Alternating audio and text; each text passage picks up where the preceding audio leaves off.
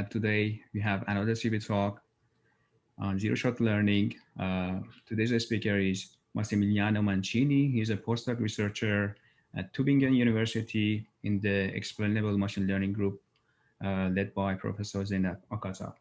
So he completed PhD last year in the Sapienza University in Rome, 2020.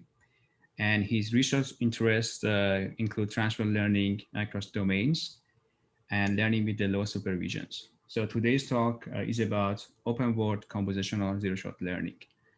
Welcome, Massimiliano. Floor is yours. You can start. Okay, thank you for that, and thank you for hosting me. Like it's always a pleasure to share what we are doing. Feel free, we start talking, but feel free to interrupt me at any moment if you have any sort of questions, of course. Okay, so today I will talk about compositional zero-shot learning and actually about a specific kind of problem, which is the open world setting, as I will detail later. And in this talk, I will briefly mention what's compositional zero-shot learning, why do we want to attack this problem. I will briefly review some of the best approaches for this task. I will then describe the setting I am actually interested in. I hope others other than me are interested in this setting. And then I will describe our approach that we developed to tackle this problem, how we can actually improve this approach by modeling the dependency between compositions, and I will briefly conclude with some perspective on future works. So what's compositional zero-shot learning? The task actually is defined in a pretty simple way. We have a set of states, which is this wet, dry, old here on the left, and a set of objects, dog, cat, and car on the bottom. And during training, we see some of them. Like we have a wet dog, wet cat, a dry cat, old dog, old car. And at this time, we want to be able to recognize both these seen concepts and some unseen ones that we didn't have during training. Of course, this is challenging, is still a zero shot because you didn't see any image of some particular compositions. But the idea is that since you have multiple training images corresponding to an object and to different states, you can actually disentangle what belongs to an object, what belongs to a particular state, and try to address this problem, even for unseen pairs. So why, again, this problem is challenging? Well, first, a state doesn't appear in the same way across objects. Even if we take a tomato and a banana, if they go from unripe to ripe, you see that their appearance obviously is pretty different. And similar, if we take two different objects, such as a car and a cat, sorry, then when they become wet, actually they become wet in pretty different ways. And hopefully our car is not, when it gets wet, is not as this cat. But why, other than the challenges, we want to actually address this problem? Well, I made up this pretty silly example, but I think it gives you the idea. So we have our human and we have a robot, and the human wants an orange juice. Now, the robot, of course, is happy to prepare this orange juice to the human. But when it gets to the kitchen, it sees these oranges and these other oranges. Now, obviously, you would like the robot to pick the right oranges, the one that have a good state. Otherwise, the human may not be super happy about this. And obviously, this was, again, a stupid example, but if you are in this road, you will drive differently with respect to this other road full of cows, I guess, or sheep. And again, if you have a dog, probably you will hug this dog, but not this other dog. So like recognizing the state of a particular object allow us and the machines, of course, to interact differently with the same object. And this is why we would like to recognize not only the object, but also its actual state. Probably in the talk, I will kind of mix states and attributes, but just, yeah, whenever you hear me talking about states or attributes, I'm talking about the same thing. So why do we need to take care about the zero-shot scenario, though? Of course, like because we want to label less data, but actually also because the images are not do not have a uniform distribution. Usually what you find in reality is that you have some images taken maybe more often for certain states. Like I will say that oranges are usually, when we take a picture of an orange, we take a picture of a good orange rather than a moldy one. And so even in the web, you will find less data for moldy oranges or muddy dogs. But others maybe are super photographed, and even like you may have some huge weird dog or some sporty cat, let's say, that are super rare to find. And so we need to take into account this fact that we'll never have an even distribution among all possible compositions. And so some compositions may have 0 images, so we cannot even think about labeling them. And it's better to come up with a system that can cope with this lack of data. So this was the problem definition. I hope I convinced you about the motivations and the idea behind this task. Now, how we can tackle this task? Well, the very first thing that one can do is what's called visual product. And so you take an image, you just extract some features out of the image, and then you predict the state and the object independently. And this is super easy. You can train with the standard cross-entropy loss and works. The problem of this approach is that it doesn't take into account, though, the maybe how the compositional space should actually behave. And so different approaches try to improve it.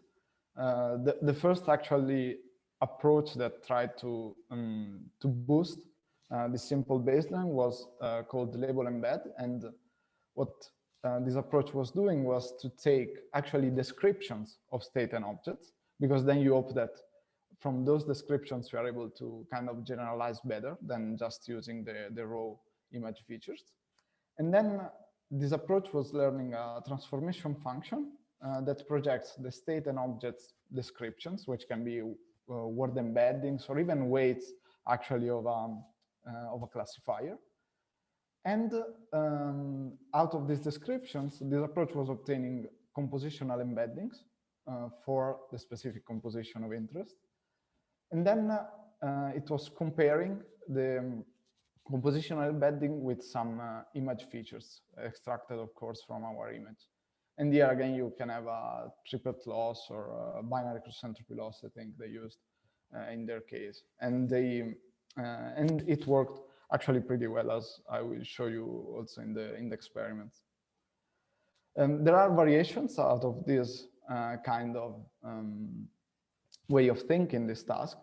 And one interesting one is this task modular networks, where they took, where they say, okay, we have a final classifier. I'm sorry for the light, actually, that I'm super bright, but it's not so bright here. Anyway, here they have a network that predicts out of the image a sort of like a score, a compatibility score. Like the output of this network is just 1 or 0. And what's the compatibility computed for? Well, the compatibility is computed between the image features, the image and the extracted image features, and our object and state composition. And what this approach does is that there is a shared network that is, although gated, based on these object and state compositions. So depending on this, there is this gating network that says, okay, use these parameters, these connections, rather than others. Actually, modules are called in this approach. And then if the score is high, it means that there is high compatibility between this gating of the parameters and the image features. And then you can classify your image using that. One thing, though, is that I find interesting is that actually we can kind of model our compositional space in different ways. And one way to do that is for sure to like enforce some desired properties. Probably the first approach to doing this in the context, at least, of compositional zero-shot learning is attributes as operators. And the idea behind this approach is simple. Like they say, we know that objects are actually things that we can imagine. Like we know how a banana, for instance, appears in the real world, or a car, or a cat. While the state wet, or the state, I don't know, dry or whatever, is something that it depends on the object we apply the state to. So we cannot have a prototype for that particular state. And they say, okay, then we see the objects as vectors and the attributes as operators modifying these vectors. And like here, the pipeline is actually similar to what I showed for Label Embed Plus. So we have something that takes an image and projects it into this shared embedding space. And at the same time, we have something that takes object vectors, attribute operators, and produces another embedding. This is an embedding for, I guess, sliced banana. And then that is projected into the shared embedding space, and a loss is computed out of that. The interesting thing, though, is that we can kind of impose constraints on these operators. So we may impose, for example, commutativity, that if we apply sliced and then ripe, we should obtain to banana, we should obtain a representation that is close to the one that we would obtain if applying ripe and then sliced. Or we can kind of take a vector for a sliced banana, take out slice, adding the operator ripe, and then we should obtain something that is close to ripe banana, etc., etc. Like, these are all the some sort of constraints that one can apply. And actually, if you know antonyms, you can also do ripe and unripe, and you should end up with the same vector, object vector that you had at the beginning. I find this like super interesting. And another more recent approach that tried to exploit this kind of properties is called SimNet. And in this approach, they have the same kind of thought, like, but they say, okay, let's first predict the object, and then we impose the transformations applied to this object representation or image representation, whatever, do respect some properties that we want to impose. And so again, we have like associativity, invertibility, commutativity, these kind of things.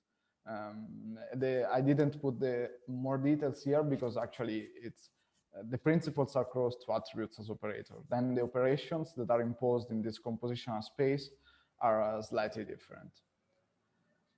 And the last work actually I want to mention is this one.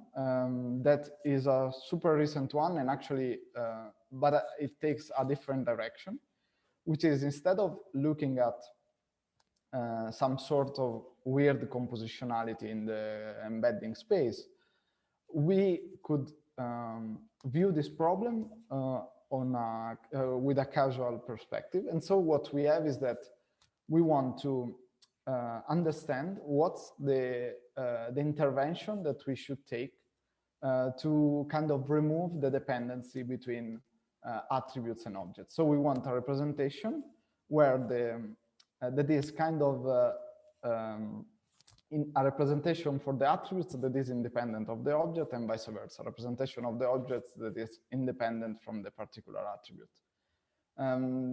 This is indeed pretty interesting because thinks of learning a generalized representation rather than something that is specific to each composition. And also this works pretty well. But I will not show comparison because actually it was a concurrent work with respect to ours. But yeah, I invite you to check it out.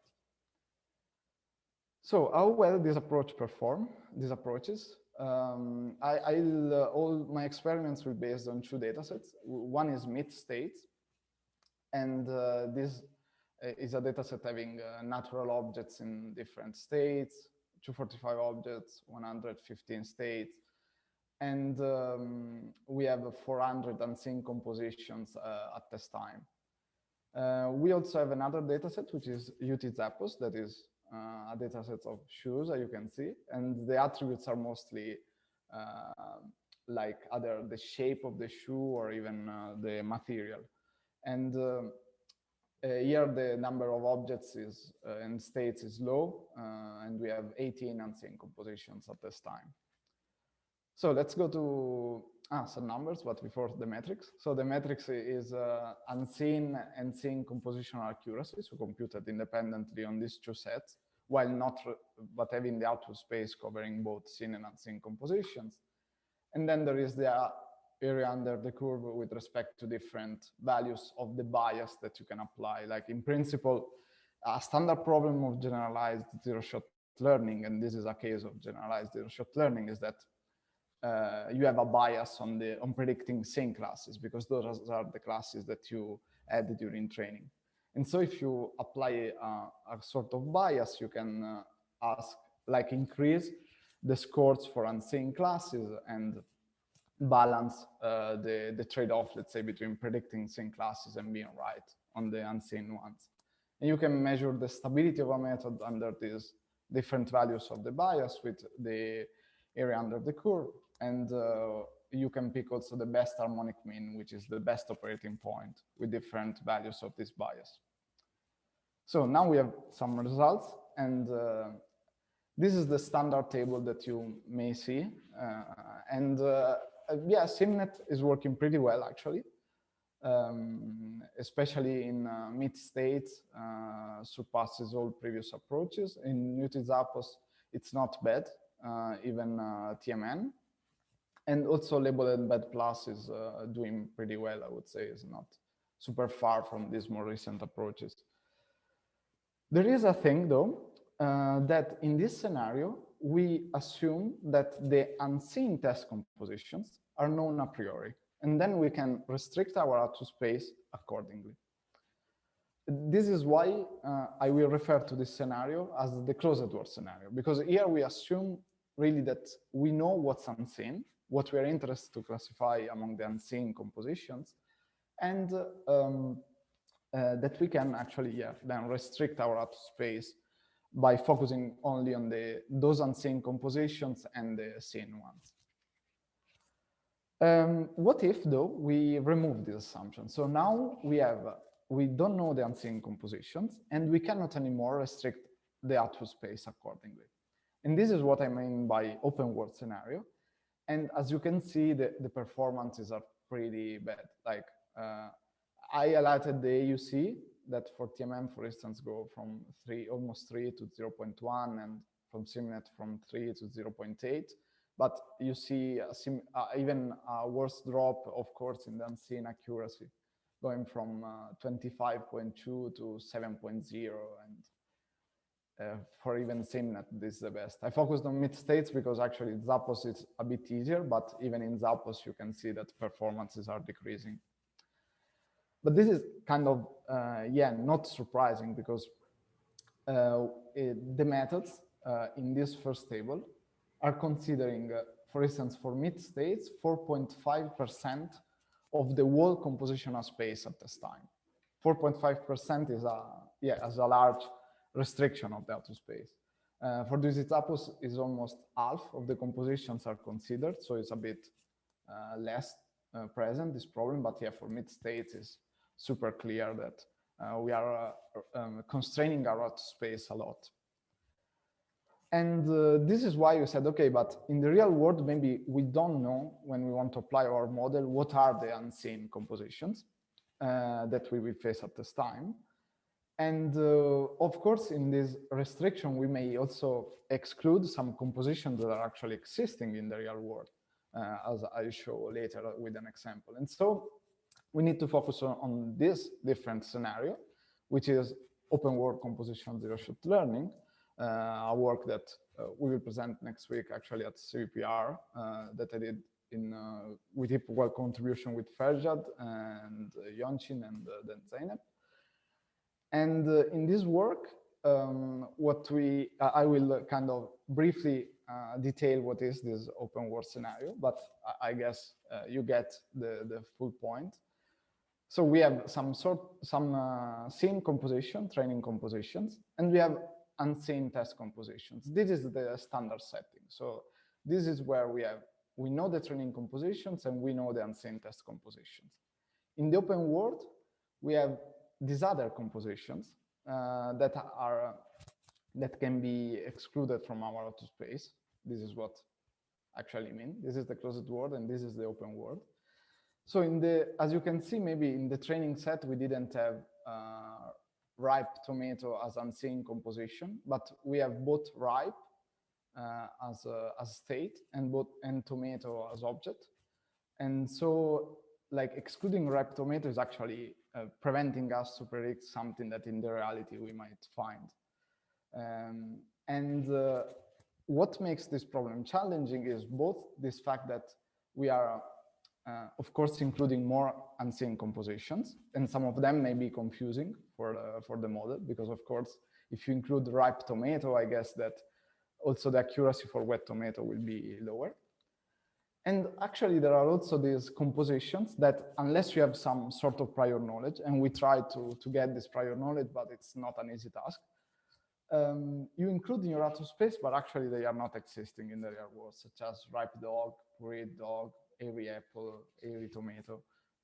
And we can treat these unseen compositions in different way, but they will kind of confound our model, will make the auto space even more cluttered and our prediction harder. So we need to take into account their presence and maybe try to exclude them or isolate them in the auto space. So I'm going to describe how we tackle this task actually. The basic approach actually is pretty simple. So we take an image, we project it into this shared embedding space. And then we have our states and objects, and we extract some embeddings for them. This can be just word embeddings. Actually, we initialize this with word embeddings, and then we fine-tune those representations.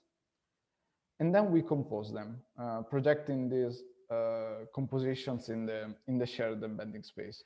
Here, like I denoted with yellow, the seen compositions, and with purple, the unseen ones, just to avoid confusion on the color notation, let's say. Once we have this projection, what we can do is to compute the cosine similarity between each of the compositions and the image features, and apply a loss, like just a cross-entropy loss, where the score for each class are actually this cosine similarity between the compositions and the image features. And this is what we propose for the closed world. Like in the closed world, we just went for this simple approach. It's pretty similar to label embed. The main difference is the use of the cosine similarity, the fact that these embeddings also are dynamic, for instance. But then the problem comes when we go with the open world. Like now, we may have that at test time, we received this weird composition, I don't know, ripe dog. And then for the presence of ripe dog, also our prediction now is wrong. And we need to kind of do something to fix this. We thought that, okay, let's say that we have an oracle or someone that tells us what is the feasibility of each composition. So that we know, for instance, that wet tomato has a pretty high feasibility score, while ripe dog has a pretty low one. Now, let's suppose we have those.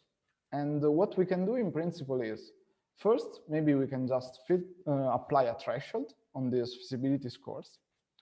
And then say, okay, now from my output space, I take out everything that for which the feasibility score is below a certain threshold. This is kind of reasonable, and it is probably the first thing everyone will do. And we hope that this allows us, by excluding unfeasible pairs, to recover a bit of the kind of constraint, initial constraint in the out space, and maybe improve our performances. This works, but is a pretty harsh. And so we said, okay, maybe we can do it softly. And actually what we did was to define a different loss function, which is this LF on top. And the difference with the loss function that we applied in the closed world are twofold. Like the first is that we also include in the denominator unseen pairs. So in the closed world, you just focus on training, on being discriminative on the seen compositions, because those are the ones that are harder to discriminate, because usually are even more than the unseen ones. But in this scenario, we found that it's super helpful to include all compositions when computing the softmax, because it's like now we are asking the model to push down the scores for all unseen compositions. And as you may imagine in this scenario, the unseen compositions are much more than the seen ones. And so we with this choice, we are kind of reducing the bias on unseen compositions. This is the first thing. The second is that we don't use the scores as they are, but what we do is that for seen classes, we use the cosine scores, as I described before. While for the unseen ones, we have these cosine scores minus this hyperparameter alpha times the feasibility scores. So what does this mean? Well, it's pretty simple. We are saying, okay, if something is super feasible, you shouldn't discount, like push to be you don't want to push the scores for that particular composition to be super low. So if an unseen composition has a pretty high feasibility score, this means that its score will actually be brought to be very low before the softmax, and so the losses will punish less the fact that we are giving a nice score to that particular composition. And vice versa, if something is unfeasible, we are, with this minus sign, we are increasing its score for the softmax, and then the loss will penalize it more. One thing that I didn't mention is that the feasibility scores are bounded between -1 and 1. So the most unfeasible something is, the more unfeasible something is, and the closer its score is to -1, and vice versa. This is a crucial point. I may have made a mess while describing it, and please feel free to ask questions in case. So if there are no questions, I go ahead with the crucial point actually of the approach. That is how we do compute then these feasibility scores if we have no prior about them. And we started with a very simple idea. So if we have a cat and a dog in our training set, and we know that some cats are cute because we have a training composition that says that there exist some cute cats, and we have some images for dry dogs in our training set, and then we can reason on one thing, that is, well, dogs and cats are pretty similar, and since dogs and cats are pretty similar, we may just exchange their attributes. So we can say, okay, since some dogs are dry, I expect that also some cats are dry because these two objects are similar. And vice versa, since dogs are similar to cats and some cats are cute, also some dogs could be cute. This is the whole idea. It's super simple, and but yeah, it makes at least sense in the visual world to me. So how do we actually compute these feasibility scores other than the idea? This yellow block has all the seen compositions. So this is everything we have in our training set. And let's suppose we have a dog that is airy and wet, a tomato that is ripe and pureed, and an apple that is wet and peeled. And now we are we are presented with this wet tomato as input, which is an unseen composition. And what we can do is checking which of my training objects as state wet. And so here we say we see that we have a wet dog and wet apple. Fair enough.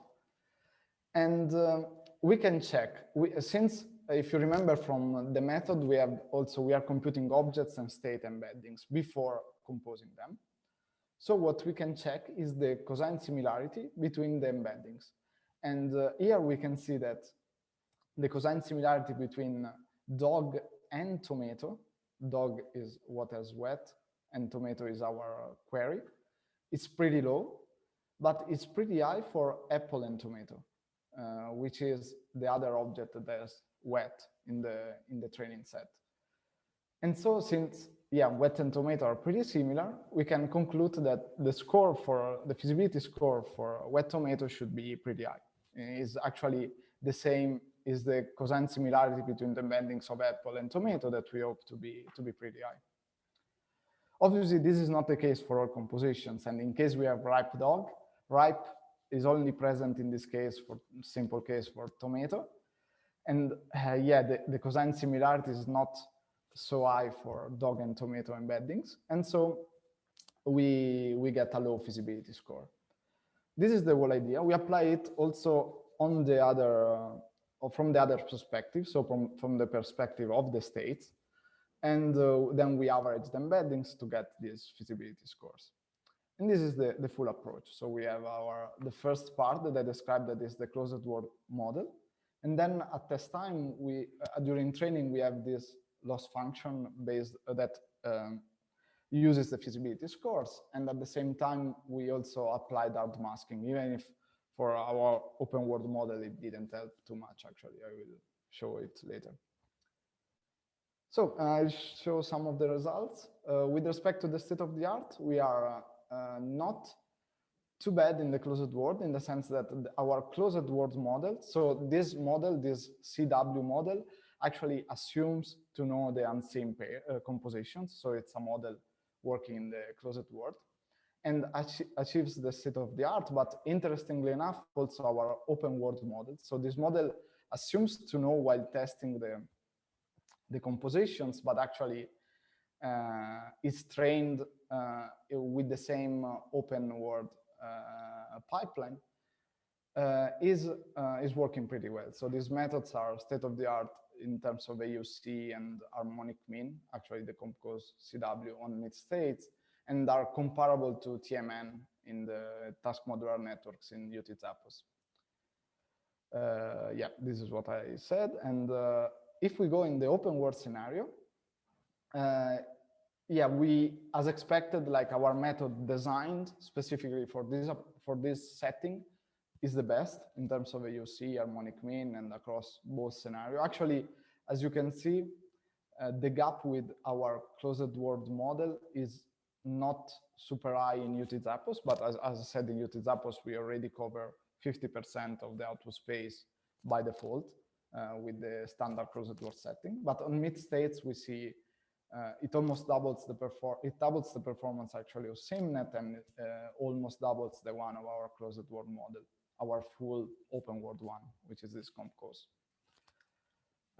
Going to some ablation studies, we see that the first huge difference comes from including all compositions in the softmax. So this model doesn't do that, this does. And you see that the AUC on the validation set of mid states already goes from 1.2 to 1.7, with a big jump also on unseen composition accuracy. And the second ablation is on the impact of the hyperparameter that regulates the use of the feasibility scores. So you see that if we use the feasibility scores, we go from 1.7 to 2.0. If you use the feasibility scores in the training objective. And also, since at the beginning we expect our feasibility scores to not be super good, we inserted a warm-up so that at the beginning, actually we focus only on training pairs, and then we include the full compositional space. And this brings minor improvements. The final thing is which primitives we want to use for the feasibility scores. So we can use either the states, the objects, or both. And the best performances we got with both, and at the end we just went for the average, which is the simplest thing. Another nice study is, okay, but we have the hard masking component. So it's this fact of putting a threshold on the feasibility scores and taking out from the outer space everything that we deem as unfeasible. And what happens if we apply these masks to all the approaches? So this is something generic that we can do for everything. And the mask computed though with our approach. And as you can see, it improves almost all methods like TMN, Label Embed Plus. They see a big jump. And even CompCos, Closed Word, improves its performance. And a minor improvement in CompCos already trained for the Open World, and on SimNet. And actually with SimNet, the reason is that SimNet first predict the objects and then the states. So it's a bit more stable with respect to this fact of having distractors. And yeah, it's indeed a positive aspect of SimNet that could be exploited also for future works.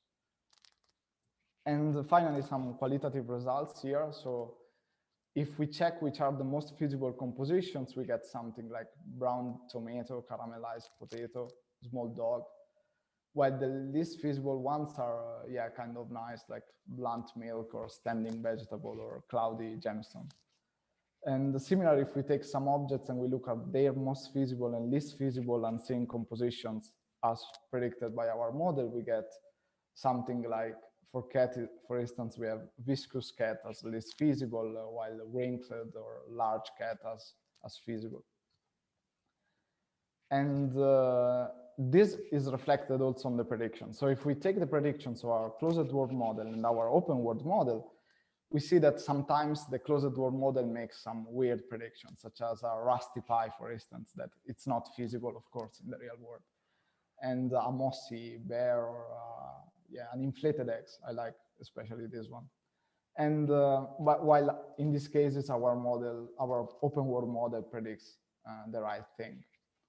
And also, if we look at some cases where our prediction was actually bad, both for the closed world and the open world, we see that our open world still is more reasonable, let's say, in the predictions. Like, for instance, here we have a wilted tiger, which, yeah, it's not possible, but here we predicted a young tiger, which actually from the image is unclear if it's young or old. And like here, for instance, there is a smooth ribbon, while it's melted cheese, and we predicted a pureed lemon, which is, I mean, at least reasonable. And this is actually our first outcome. So we were able to capture, let's say, the feasibility of compositions, include them in the training procedure, and get a model able to work not super well, but better than everything else with a margin on the open world scenario.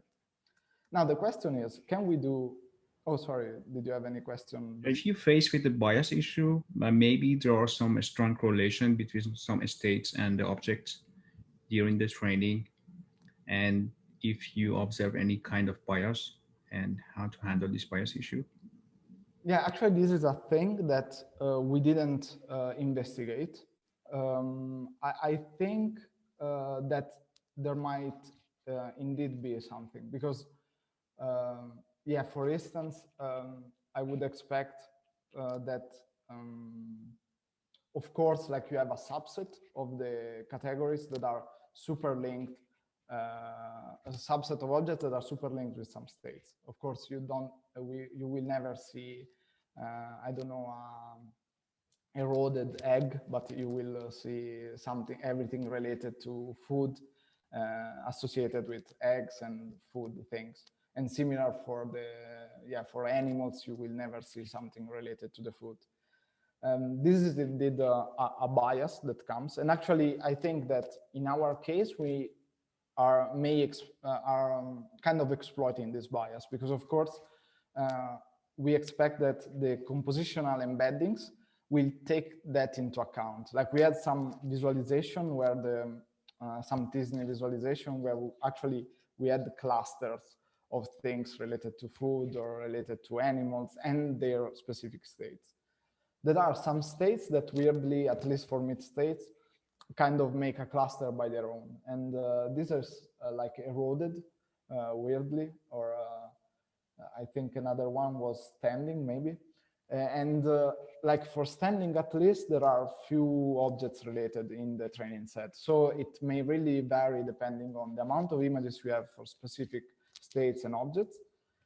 But yeah, in our case, I think we are actually taking advantage of it, which like it's not bad in the sense that, of course, if you are able to model the correlation between some group of objects and group of states, you will behave better in the open world scenario. But yeah, indeed, it's something that should be investigated, especially in the fact, like if one wants to predict multi-attributes, which is something that we are not doing. Thank you. Makes sense. Welcome. So if there are no other questions, I think I'll go for the last technical that we had was to say, okay, at the unseen compositions we see are actually not weird compositions, are something that are linked to our training ones. And so if we have wet dog and dry cat in our training set, we should propagate this information and try to improve the embeddings also for unseen compositions, like wet cat. This idea came from another work of our group that I didn't co-author, but Ferjad did with Yonchin, Federico Tompari, and Zeynep. And we'll present it next week at CVPR. And this approach is, the idea of this approach is kind of simple, which is we have, let's say that we can initialize some embeddings for the compositions, for the objects, and for the states.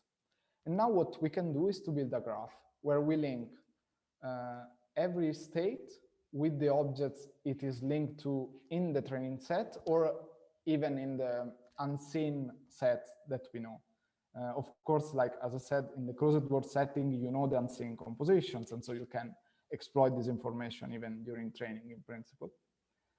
And you can link objects to states for which a composition exists, and also objects and states to their respective compositions. So here you see old dog that is linked, and both old and dog are linked to old dog, and yeah, similar for the other compositions.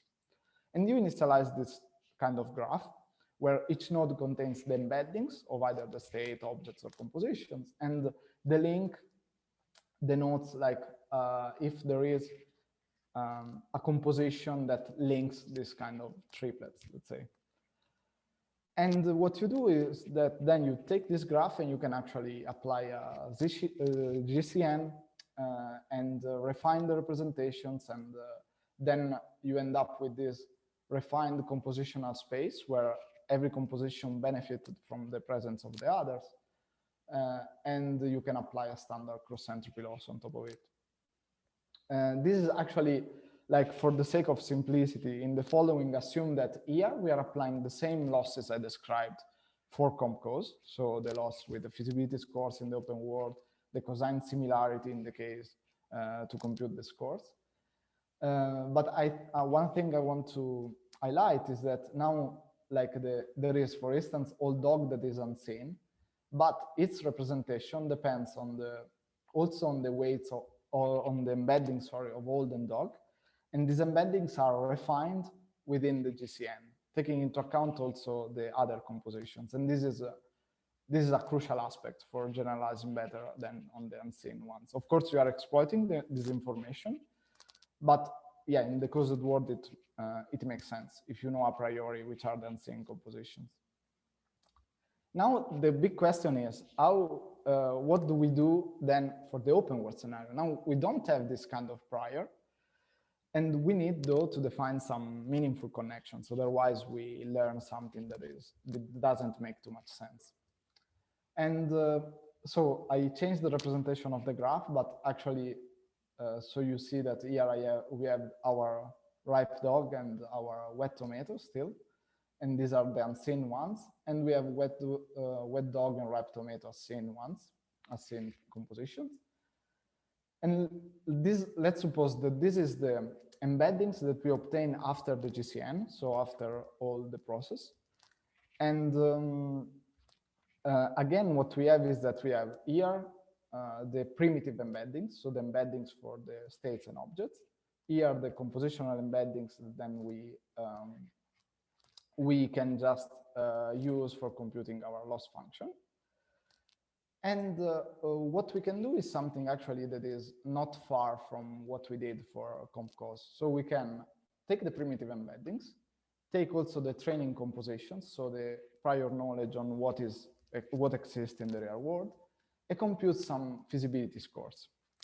So now that we have the feasibility scores that are actually computed in the same way of CompCos, with the only difference that now these representations have been refined through the GCN.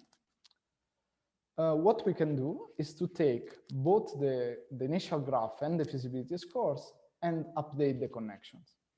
How do we update the connections? Well, there are three things actually that I can highlight. So the first is that if a connection is highly feasible, like wet tomato,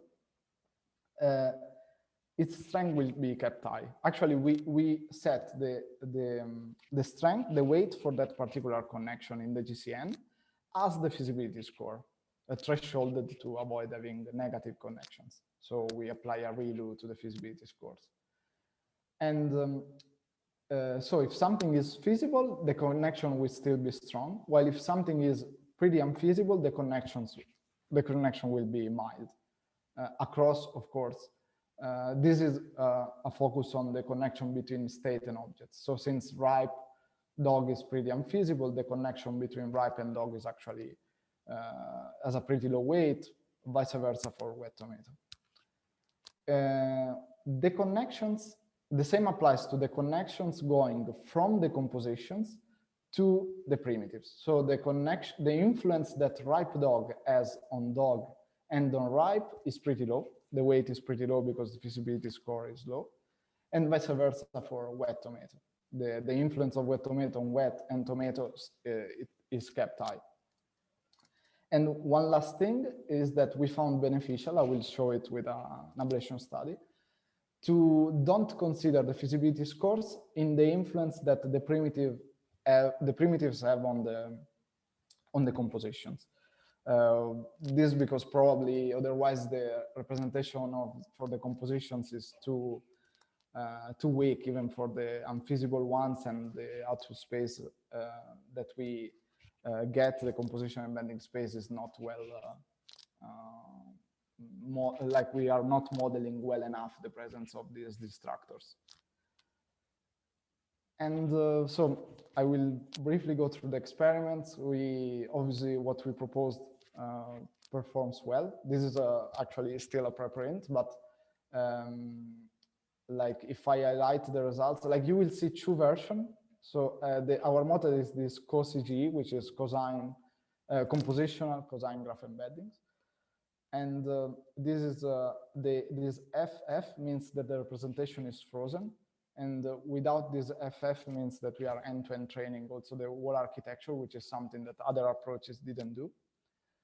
And our CoCGE is state-of-the-art, like by a little margin with respect to CGE, but even the non-fine-tuned version is outperforming CompCos and other baselines on mid-state. And it performs pretty well also on UT Zappos. And also these models trained with the open world assumption, but then for which the output space is restricted, perform pretty well. Like CoCGE non-fine-tuned is almost on par with our CompCos applied in the closed world. This is instead the results on the open world, and now the results are getting nicer in the sense that also the unseen accuracy is above 11 for mid states, and the EOC is above 2 or on par with 2 for the non-fine-tuned version, and similar, like for UT-Zappos, actually, the closed world models are already working well, but on UT-Zappos, almost all compositions are feasible, actually. And I don't show again the full ablation, but what I wanted to highlight is what I said. Like, we found beneficial to keep, like, to update the compositions based on the embeddings on the primitives. And as you can see, everything in terms of AOC is better whenever we have this set as one. We found that the state and objects connection should take into account the feasibility scores, this row. And you can see, for instance, in the harmonic mean scores that are always kind of better with respect to the counterpart with this connection set to 1. And finally, we found that overall, the best method is the one where the feasibility scores are imposed also on the influence that the primitives receive from the compositions, which makes sense. And another nice results that we got is this. So if we apply the hard masking, let's say, so the same thresholding on the feasibility scores, and we apply the masks obtained through CoCGE or CompCos to a series of methods, you see that every time the masks we obtain with CoCGE outperform the ones obtained with CompCos. Even for this C is SIMNet, we got an improvement with respect to the baseline SIMNet. And interestingly, if we apply our masks to even CompCos closed world or CoCGE closed world, which are already stronger, the same happens. So we still have that CoCGE masks are better. And if we apply, though, our masks on our full CoCGE model, actually the improvement is mild, as we expected from the CompCos results. We have also some nice qualitatives where the closed world model predicts something weird, like coiled elephant. And even in the case of wrong predictions, like we have here a rusty snake versus a small snake, and was a thin snake as a ground truth. And if we perform retrieval, so if we go from this and we look the whole mid-states data set, we got also something interesting, like here, creased dog, this is a pretty creased dog, or cut orange, this orange, yeah, it's sliced, but it makes sense. Closed bike, actually, those are closed bikes, and similar for scratched tomato, which may not exist, we get something scratched. So now I just conclude with some, summary of what I showed. So we know that compositional zero-shot learning, the goal is to recognize the unseen and unseen compositions. But in the open world setting, it's not so simple. And we need to take into account also the feasibility of each composition when producing our models. And modeling the dependency, though, between compositions and primitives is crucial if we want to further improve the results. For future works, actually, even if CoCGE is strong, the unseen accuracy on mid-states is pretty low still. So there is a lot of work that needs to be done to improve even the baselines in the closed world of these models. And it's an open question now to estimate the feasibility scores, because now we use these embeddings. We tried to use actually external knowledge, but it was hard. Maybe, yeah, we need to investigate more that. And of course, like we are now predicting a single state and a single object, but maybe images can contain more. And this is an open research question, at least for compositional zero-shot learning. And finally, like it's interesting to me, especially when I describe the related works, this principle of modeling the compositional space with particular properties, such as symmetry, commutativity, and things like this. And it would be interesting to check maybe the other tasks where these principles could be applied. And yeah, thanks, and I hope you enjoyed the talk, and I'm happy to take questions, of course. I have a question. Okay. Yeah, so about the feasibility score, did you think about just applying like pre-trained NLP models to predict like if two worlds can appear together, the probability that two worlds appear together? Yeah. This is what we did. Like at the beginning, indeed, our thought was, okay, no, this is clearly an NLP task. It's not Yeah. something that we could fix, let's say, from an image perspective so easily.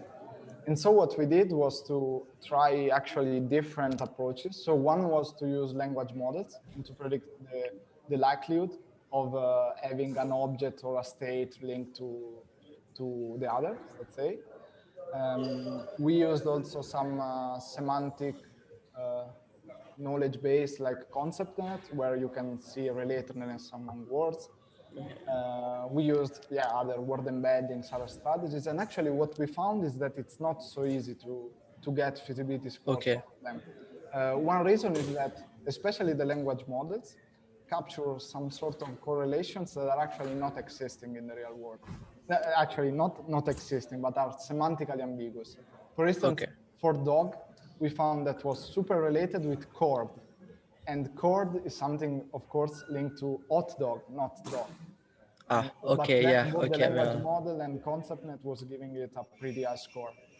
And so at the end, like, we thought a bit, and since our focus is, of course, computer vision, we said, okay, maybe, but visually it makes sense to say that if two things are similar from a visual perspective, they should also be kind of correlated, and then we can exchange attributes. Yeah. But indeed it's worth investigating. Probably one can use some external knowledge in a better way than what we did. Thanks.